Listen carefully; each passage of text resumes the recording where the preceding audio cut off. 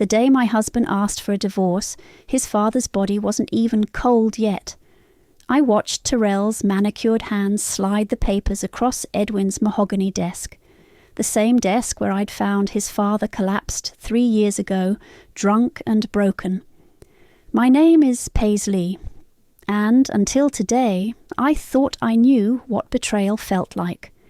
10 years of marriage, 7 failed IVF treatments, and countless nights spent watching my husband grow more distant with each negative pregnancy test. But nothing prepared me for this moment. "It's just logistics," Terrell said, not meeting my eyes. "You'll be well taken care of, I promise." The lawyer shuffled uncomfortably in his chair. Outside the study windows I could see Lauren, my mother-in-law, pacing the garden path like a vulture circling its prey. She'd never forgiven me for my infertility, for failing to give the Hopkins family their precious heir. "When did you decide?" I asked, my voice steadier than I felt. "Father made his wishes clear before he passed." Terrell straightened his tie, a nervous habit I'd noticed over our years together. "The inheritance, it's complicated." "You mean your mother made it complicated?" I said, watching his jaw tighten. The door creaked open and Eva, Edwin's nurse, slipped in quietly. Her eyes met mine with an unspoken apology. She'd been there through it all, watching this family's slow implosion from the shadows. "Mrs. Hopkins," the lawyer cleared his throat, "we should proceed with the will reading soon. The other family members are waiting." "It's Ms. McGregor now, apparently," I said, picking up the pen. My hand didn't shake as I signed, though something inside me certainly did. Terrell reached for my shoulder, but I stepped away. "Paisley, please understand, this is business." "Everything always was with you, wasn't it?" The gathering in the main parlour felt like a theatre production. Lauren had arranged everyone perfectly. The grieving widow centre stage, Terrell's cousins flanking her like a Greek chorus, business partners lurking in the wings. My best friend Marley, who'd rushed over when I texted her about the divorce papers, stood beside me like a shield. "Before we begin," Lauren announced, her voice dripping with rehearsed sorrow, "I want to thank everyone for supporting our family through this difficult time. Edwin would have wanted us to handle this with dignity." I almost laughed. Dignity? 3 days ago, she'd been threatening the hospice staff, demanding they wake Edwin to sign additional paperwork. I'd heard her through the door, but kept quiet, just like I'd kept quiet about finding Edwin in his study that night, about helping him through detox, about the conversations we'd had while everyone else thought he was losing his mind. The lawyer opened his briefcase and I felt Terrell shift beside me. He'd moved closer, probably for appearance's sake. His cologne, the one I'd given him for our last anniversary, made my stomach turn. "The last will and testament of Edwin Hopkins," the lawyer began, but Lauren interrupted. "We should note that certain recent changes to the family structure may affect the distribution," she said, looking pointedly at me. "My son has filed for divorce this morning." Marley's hand found mine and squeezed. The lawyer paused, shuffled some papers, then continued reading. I didn't react. Not when Lauren smiled triumphantly. Not when Terrell's business partner Luca patted him on the back. Not even when I noticed young Peyton, the new intern, watching Terrell with poorly concealed hope. They all thought they knew what was coming. They thought they understood Edwin's final moves in this chess game of family politics. But they hadn't been there during those long nights when Edwin spoke about legacy, about loyalty, about what really matters when you're staring death in the face. The lawyer cleared his throat one final time, unfolding the last page. I watched Terrell lean forward slightly, his future seemingly contained in those crisp white sheets. I didn't smile. I didn't cry. I just waited, knowing that sometimes karma doesn't need your help to deliver its verdict. Sometimes you just need to be patient, and to let the pieces fall where they were always meant to land. I, Edwin Hopkins, being of sound mind and body, hereby bequeath my entire estate, including all business holdings, properties and assets, to my daughter-in-law, Paisley McGregor. The silence that followed was deafening. Lauren's champagne glass slipped from her fingers, shattering on the hardwood floor. Nobody moved to clean it up. "This is impossible," Tyrrell stammered, his face draining of colour. "There must be some mistake." The lawyer adjusted his glasses. "There's no mistake. The will was updated and notarized 3 months ago with 2 witnesses present."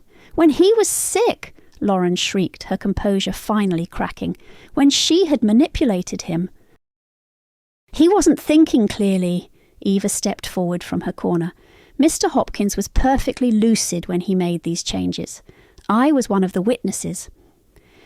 Memories flooded back as I stood there, watching their world crumble. 3 years ago, I'd found Edwin sprawled across his desk, an empty whiskey bottle beside him. The business was failing, his reputation in shambles. Instead of calling for help, I'd sat with him through the night. He'd wept, confessing how alone he felt, how his own family treated him like a walking checkbook. "I'll contest this," Tyrrell announced, pulling out his phone. "I'm calling our attorneys right now." "I wouldn't," the lawyer said quietly. "Mr. Hopkins was very thorough in documenting his decisions, including video testimony explaining his reasoning." Luca, who'd been unusually quiet, moved toward the door. "I should go. Business matters to attend to." "Stay." My voice surprised even me. "You'll want to hear this part." The lawyer produced an envelope sealed with Edwin's personal stamp. "This is to be read immediately following the will." "My dearest Paisley," he began reading, "when a man faces death, he sees clearly who truly cares for him and who merely waits for his end. You found me at my lowest, and instead of exposing my weakness, you helped me rebuild my strength. While others plotted around my hospital bed, you sat beside it, reading to me, sharing your dreams, showing me what a daughter's love should be." Lauren made a choking sound. Tyrrell had collapsed into a chair, his head in his hands. "The company shares, the properties, the holdings, they're all yours now. But more importantly, you have my trust. Something my own blood failed to earn." Marley squeezed my hand again as the lawyer continued. "To my son, Tyrrell, you chose money over loyalty. May this lesson teach you what I failed to." The lawyer folded the letter. "There's a private note for Paisley as well, to be opened alone." "This is absurd!" Lauren lunged forward. "She seduced him, manipulated him when he was vulnerable. Everyone knows she couldn't give Tyrrell children, so she set her sights on Edwin's fortune instead." "Mother!" Tyrrell warned, but she was beyond control. "You gold-digging whore!" Lauren spat. "You think you can steal our family legacy?" Eva stepped between us. "Mrs. Hopkins, I documented every visit, every conversation for the past 3 years. Would you like me to share what I observed about family loyalty?" The threat in her voice was clear. Lauren stepped back, her perfectly made-up face crumpling. Marley, ever the attorney, spoke up. "I believe we're done here. Paisley, shall we go to your office, the one that used to be Edwin's?" I nodded but paused at the door. "Tyrrell?" He looked up, hope flickering across his face. "You might want to clean up that glass. It's your mother's last mess you'll need to handle in this house." Later, alone in Edwin's study, my study now, I opened his private note with trembling fingers. A small key fell out, along with a handwritten message. "Victory isn't about winning everything. It's about showing others they've lost something they never truly valued. There's more to come. The key opens Safety Deposit Box 247 at First National. Don't open it until you need it most. And remember, you were always meant to be my heir. Not because you couldn't bear children, but because you showed me what family really means." I held the key up to the light. its metal catching the sunset through the window. Somewhere in the house I could hear Tyrell and Lauren arguing, their voices carrying through the old walls like ghosts of a past I was already leaving behind. The first week after the will reading was like watching a hurricane in slow motion. I moved into Edwin's country estate, my estate now, while Tyrell and Lauren scrambled to salvage their reputations. The media circus was relentless. Family fortune goes to infertile wife, Hopkins heir disinherited, corporate dynasty's shocking twist. Marley helped me settle in, transforming Edwin's old office into my command centre. "They're planning something," she said, spreading out legal documents across the desk. "Lauren's been meeting with family lawyers." "Let them plan," I replied, sorting through Edwin's files. "They don't know what they're up against yet." A soft knock interrupted us. Eva stood in the doorway clutching a tablet. "Miss Paisley, there's something you need to see." She placed the tablet on the desk, pulling up security footage from Edwin's library dated 3 months ago. The timestamp showed 2 a.m. "I was doing my rounds when I heard voices," Eva explained, pressing play. The grainy footage showed Tyrell and Luca, illuminated by a single desk lamp. Their words came through clearly. "The old man's not budging," Luca said, pacing. "We need that will changed before the merger goes through." Tyrell knocked back a drink. "Mother's working on it, says we just need to push him a little harder, make him see reason. We're running out of time." "The SEC's getting suspicious about those offshore accounts. Just keep everything quiet until—" Tyrell stopped, noticing something off-screen. The footage ended abruptly. "Edwin caught them that night," Eva said quietly. "He never let them know he saw the footage, but the next day he called his lawyer." I felt sick. Did they know about the accounts, the illegal dealings?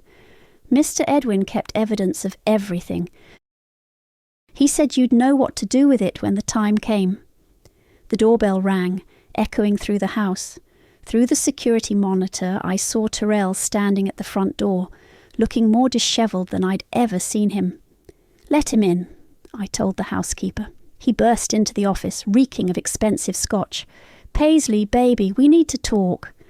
Marley stood, but I waved her down. "Talk about what, Tyrell?" "This divorce.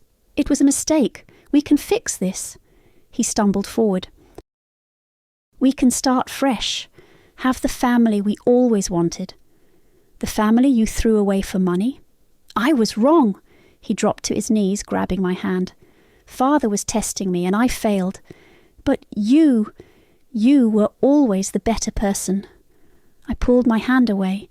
"You're right about one thing. It was a test." "Then let me make it right," he pleaded. "We'll tear up the divorce papers, share everything just like we used to." Eva cleared her throat. "Should I show him the footage, Miss?" "Paisley?" Tyrell's head snapped up. "Or what footage?"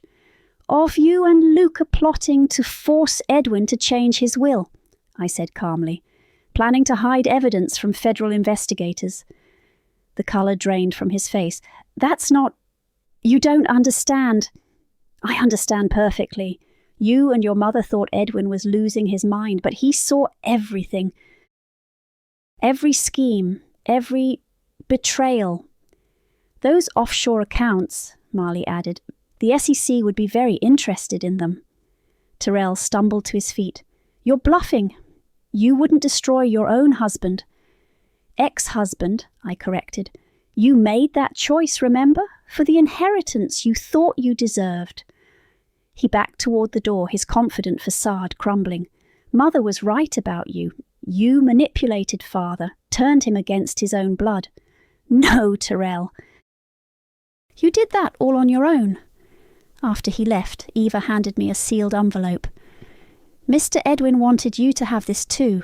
He said, give it to her when she sees who my son really is." I opened it with trembling fingers, reading the single line inside. "Destroy only after victory."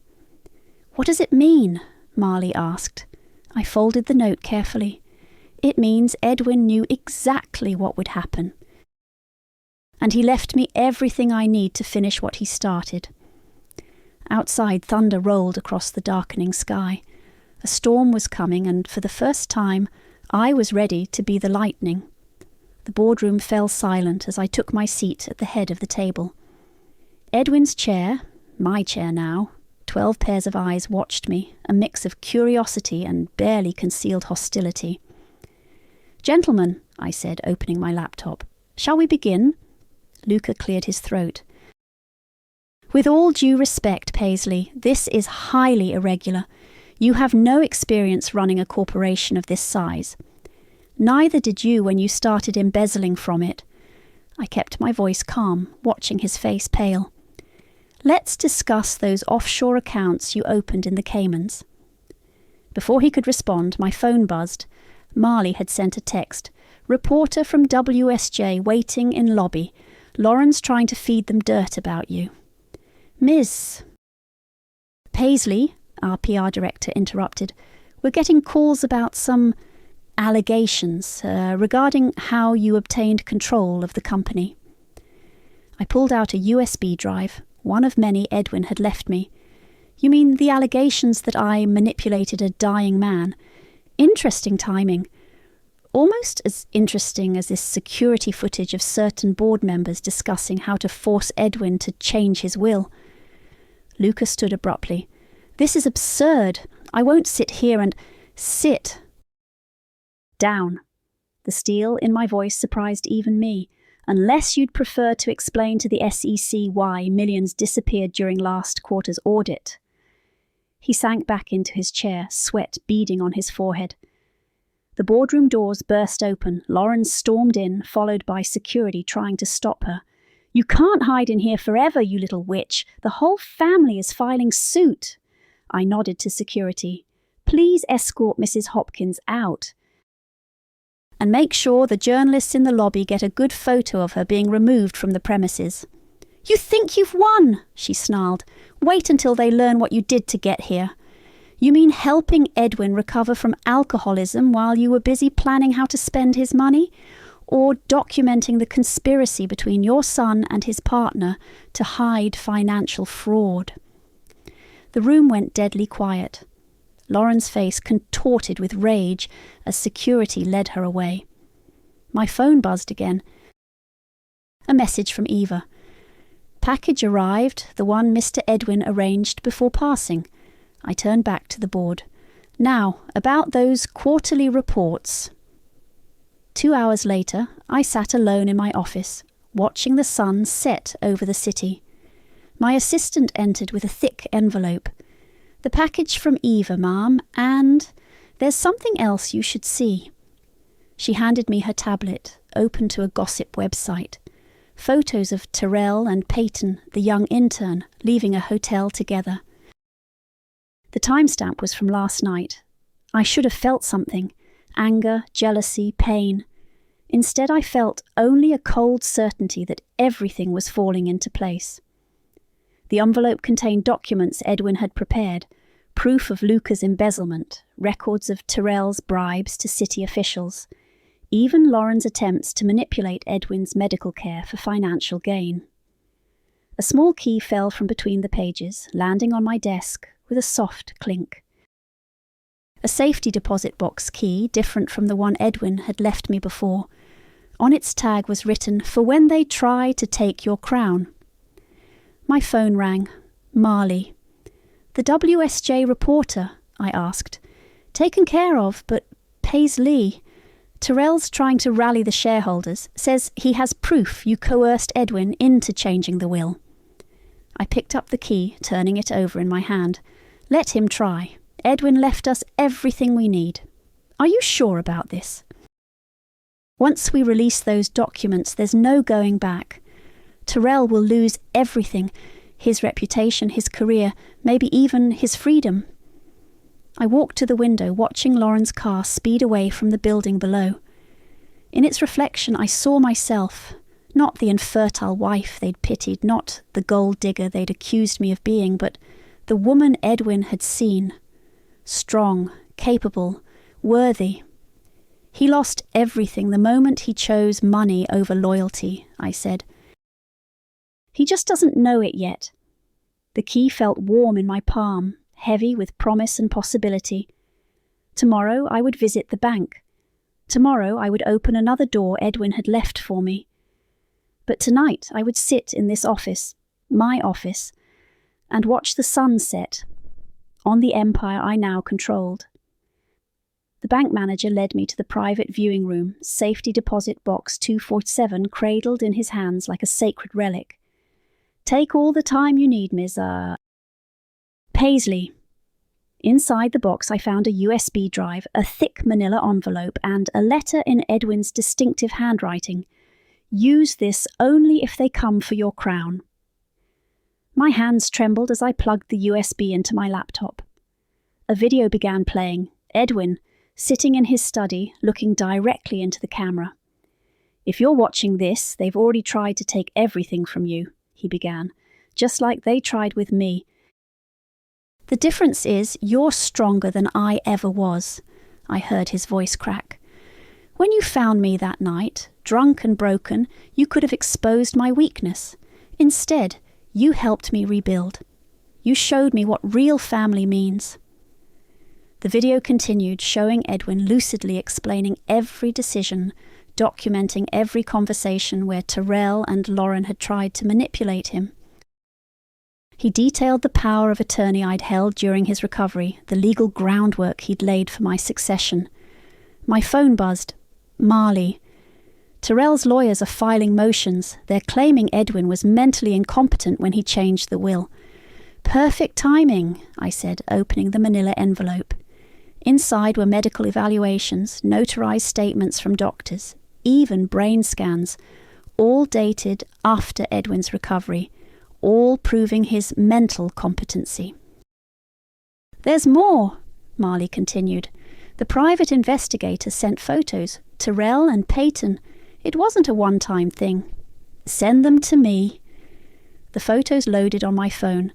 Terrell and Peyton at expensive restaurants, sneaking into hotels, sharing intimate moments they thought were private.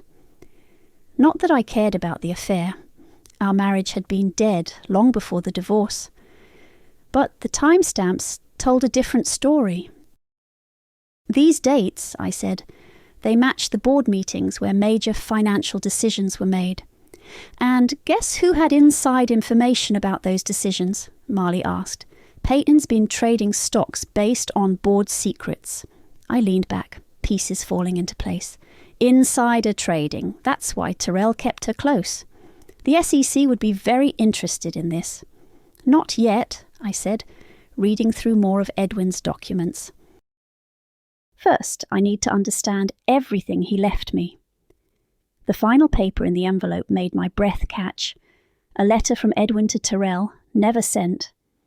"My son, I tried to teach you that wealth without integrity is worthless. I failed. Perhaps losing everything will teach you what I couldn't." My phone buzzed again. "Eva." "Ms. Paisley, you need to see the news." I pulled up the business headlines. "Hopkins Corpse Scandal. Deepens evidence of massive fraud surfaces." Someone had leaked Luca's offshore accounts to the press. "Did you do this?" Marley asked when I called her. "No," I said, reading the article. "This was Edwin's dead man's switch. He set up document drops to release automatically if certain conditions were met. Terrell's being served by the SEC right now. Lauren's having a meltdown on social media." I opened my laptop, watching the company's stock price plummet. In 1 hour, Terrell had lost millions. Not just his own money, but his reputation, his business relationships, everything he'd valued above our marriage. The bank manager knocked softly. "Miss Paisley, there's a Mr. Terrell here demanding to see you." "Let him in." He burst through the door, tie askew, eyes wild. "What have you done?" "I haven't done anything, Terrell." "Your father did this, all of it. You turned him against me." He slammed his hands on the table. "His own son." "No," I said quietly, turning my laptop to show him Edwin's video. "You did that yourself." His face crumpled as he watched his father speak. When the video ended, he looked decades older. Was any of it real? He whispered. Us! Our marriage! I stood, gathering Edwin's documents. It was. Until you proved that blood isn't thicker than money. At the door I paused. By the way, Peyton's been questioned by the SEC. Turns out she kept excellent records of every insider tip you gave her. I left him there, surrounded by the ruins of his choices, carrying Edwin's final gifts, proof that sometimes the best revenge isn't what you do, but what you let others do to themselves. The arrest happened on a Tuesday morning. I watched from my office window as police escorted Lauren out of her penthouse apartment in handcuffs.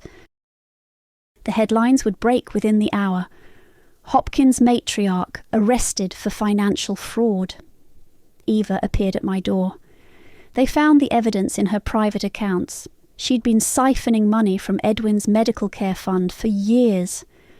Did she really think nobody would notice? I asked, though I already knew the answer. Lauren had always believed herself untouchable.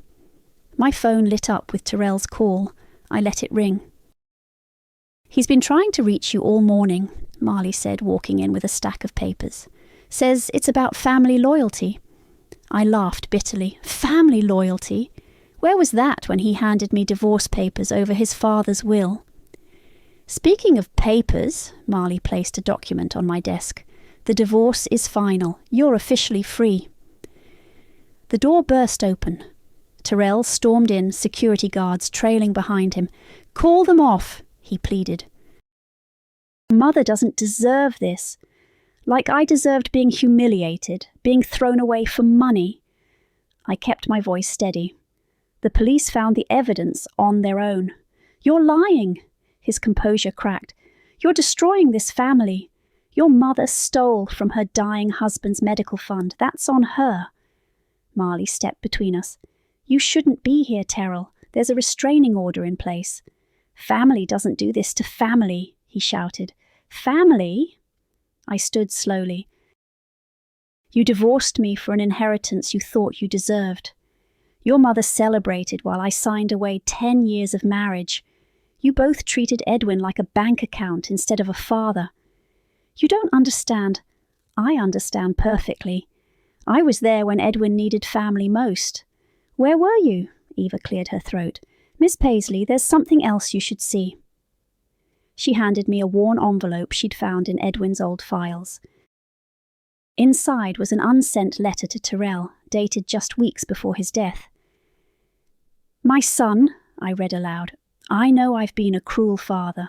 Money and power became my gods, and I taught you to worship them too. This was my greatest failure. Terrell's face went pale. Stop. I pushed you too hard, expected perfection, punished weakness. I made you believe love was conditional on success. And now, watching you become what I was, I realize my legacy of cruelty lives on in you. Please, he whispered, stop reading. I continued, I should have taught you that true wealth lies in loyalty, in kindness, in putting family above fortune. Instead, I taught you to sacrifice love for profit. This is my deepest regret. Tears streamed down Terrell's face. He never sent it. No, I said softly. He never did. Security finally caught up, moving to escort him out. He didn't resist. Paisley, he turned at the door. Did he suffer at the end? No, I lied, remembering Edwin's final days, his pain, his regrets. He was at peace. After he left, Marley examined the letter. This could help him, you know. Show the board he was a victim of his upbringing. That's why Edwin never sent it, I realised. He wanted Terrell to face the consequences of his own choices. My phone buzzed with news alerts. Lauren's arrest, Terrell's removal from all company positions, the SEC investigation expanding. The empire they'd fought so desperately to control was crumbling around them. What happens now? Eva asked.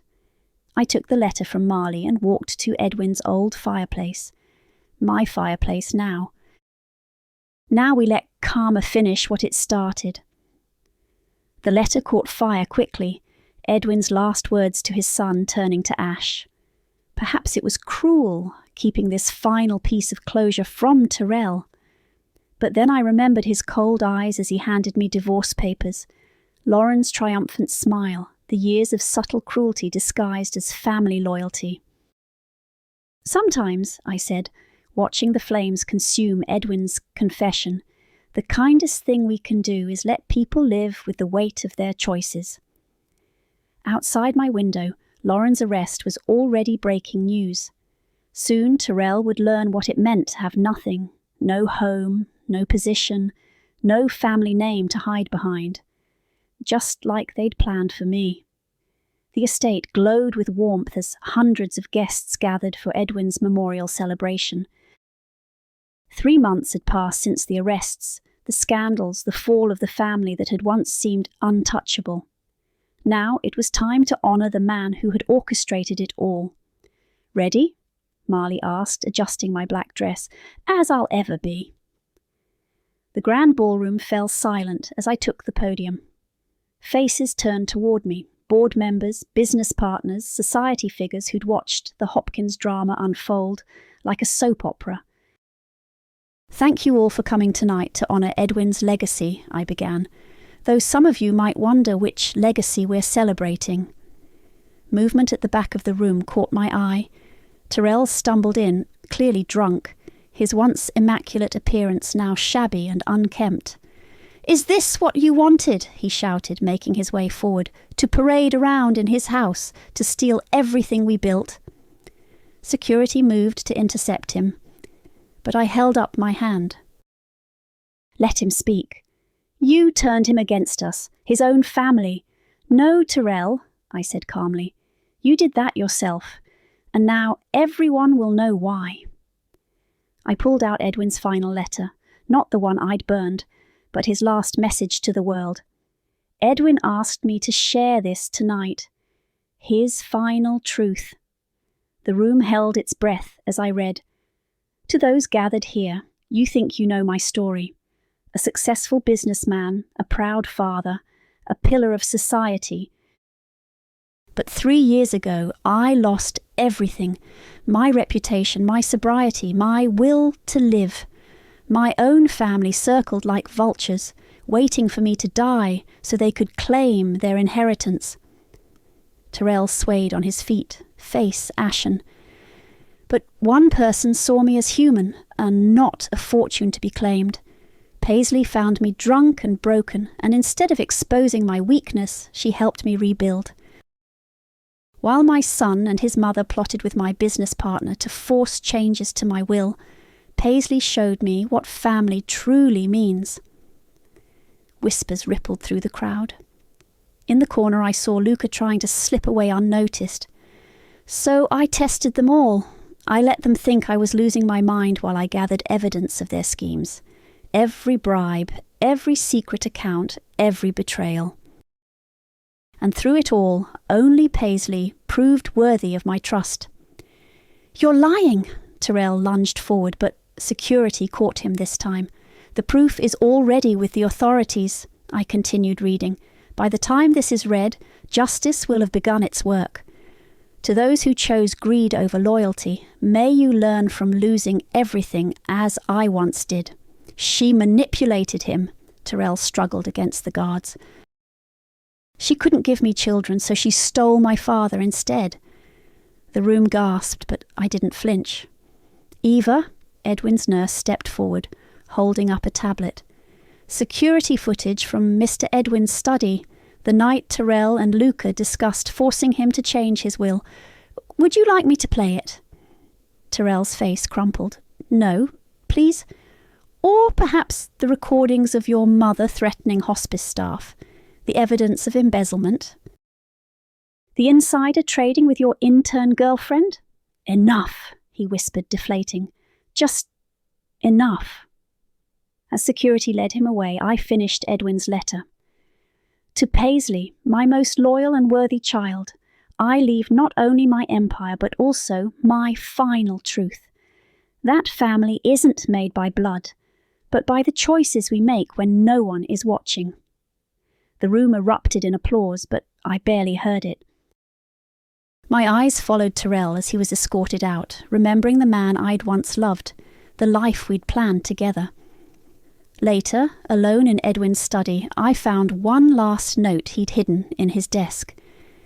The greatest revenge isn't taking everything from your enemies, it's letting them realise they gave it all away themselves. I walked to the window, watching Tyrell's figure disappear into the night. He had no home to return to. The properties were all mine now. No career, the SEC had made sure of that. No family name to hide behind. Lauren's trial had destroyed what was left of their reputation. The empire he'd betrayed me for had become his prison, and I, the wife he'd discarded, had become its queen. Sometimes karma doesn't need your help. Sometimes you just need to step back and let people's choices become their consequences. The morning newspaper landed on my desk with a soft thud. Hopkins matriarch sentenced 5 years for financial fraud, the headline declared. Below it, a smaller story. Former heir living in studio apartment, working as junior accountant. Karma's quite the architect, Marley said, settling into the chair across from me. Have you seen today's board proposal? I nodded, pulling up the document on my screen. The company would be launching a new initiative, a foundation supporting infertility research and providing grants to couples struggling with IVF treatments. Edwin would have loved this, Eva said, entering with her usual quiet grace. Using their weapon against you to help others. My phone buzzed. A text from Tyrell. Please, just one meeting. I need to understand. I showed it to Marley. What do you think? It's your call. He has nothing left to take from you. The decision felt heavy, yet somehow I knew it was time. Tell him to meet me at Edwin's grave. Noon. The cemetery was peaceful. Autumn leaves dancing across carefully maintained paths. Tyrell waited by Edwin's headstone, looking smaller somehow, humbled by gravity's pull. Thank you for coming, he said, voice rough. I've been thinking about Father's words at the memorial. Which ones? About choices when no one's watching. He shifted uncomfortably. I've had a lot of time to think lately, between temp jobs and AA meetings. I raised an eyebrow. You're in AA?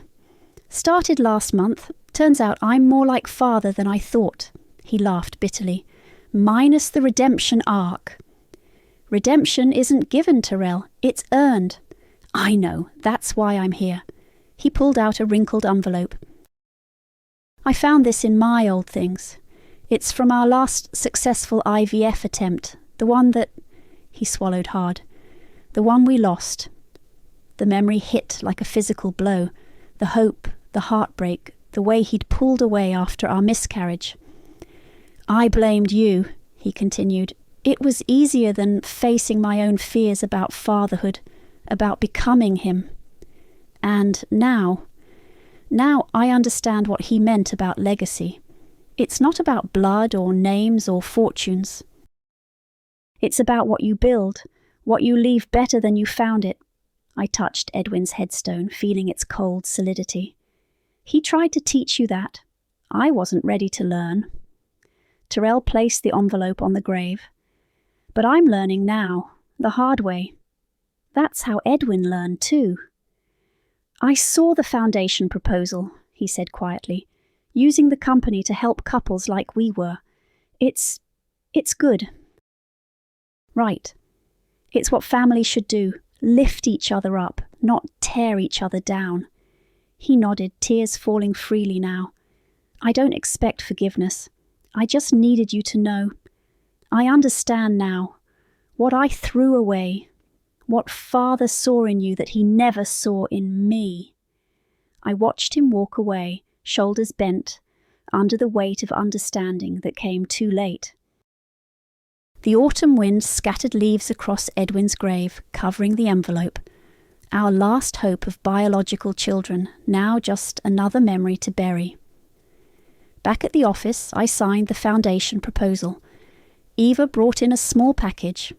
Edwin's personal effects from his study, finally sorted. Inside, I found a photo I'd never seen. Edwin and me in the garden, taken during his recovery. We were laughing about something, unaware of the camera. On the back he'd written, "The daughter I chose." "The legacy I trust." Marley appeared in the doorway.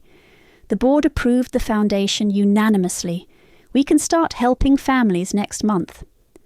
I placed the photo on my desk, next to the company's new mission statement, "Building legacies of hope, not fortune."